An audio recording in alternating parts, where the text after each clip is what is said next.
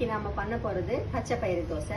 அதுக்கு தேவையான பொருட்கள்: ஒரு கப்பு பச்சை பயிறு, அதோட 2 டேபிள் ஸ்பூன் பச்சரிசி போட்டு ஒரு 3 மணி நேரம் ஊற வச்சிடுங்க. நல்லா கழுவி ஊற வச்சிடுங்க. அடுத்து ஊற வைக்கிறப்போ அந்த தண்ணி ஊறின தண்ணி வேஸ்ட் பண்ண வேண்டாம். அதோட இந்த அளவுக்கு இஞ்சி, 3 பச்சை மிளகாய், அதை எல்லாமே மிக்சியில போட்டு நல்லா தோசை மாவு பதத்துக்கு அரைச்சு வச்சுக்கலாம். இப்போ நம்ம இதை அரைச்சு எடுத்துக்கலாம்.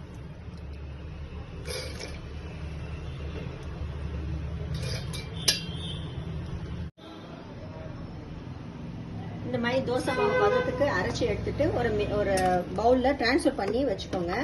அதுல தேவையான அளவு உப்பு போட்டு கொஞ்சம் பெருங்காயத்தூளும் போட்டு ரெண்டுமே கலக்கி வச்சுக்கோங்க. தோசை மாவு பதத்துக்கு இருக்கணும். இந்த மாதிரி வேணும்னா நீங்க தண்ணி வேணும்னா ஆட் பண்ணிக்கோங்க. இப்ப அடுப்புல தோசைக்கல் வச்சு தோசைக்கல் காஞ்ச உடனே அரைச்ச மாவு அப்படி தோசை ஊத்திடலாம். இந்த மாவு புளிக்கணும்னு அவசியம் இல்லை, கிரைண்ட் பண்ணிட்டு உடனே ஊத்திடலாம். இப்ப தோசை ஊத்திடலாம்.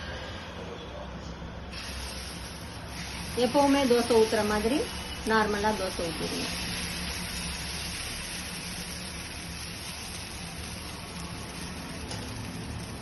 மேல வெங்காயம் அப்படி போடலாம்.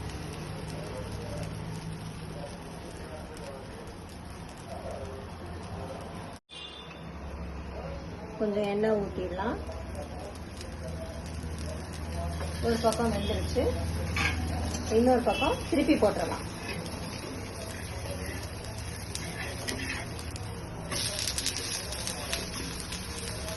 இந்த தோசை வேகிறதுக்கு கொஞ்சம் டைம் எடுக்கும். நார்மல் தோசையை விட இது கொஞ்சம் டைம் எடுக்கும்.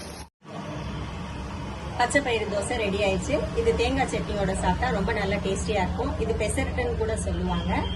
பசங்களுக்கு கிரீன் தோசைன்னு சொல்லி கொடுத்தா ரொம்ப விரும்பி சாப்பிடுவாங்க. இது ரிச் புரோட்டீன் ஃபுட்டு, நல்ல ஃபில்லிங்கா இருக்கும். பண்ணி பார்த்துட்டு கமெண்ட்ல ஃபீட்பேக் கொடுங்க.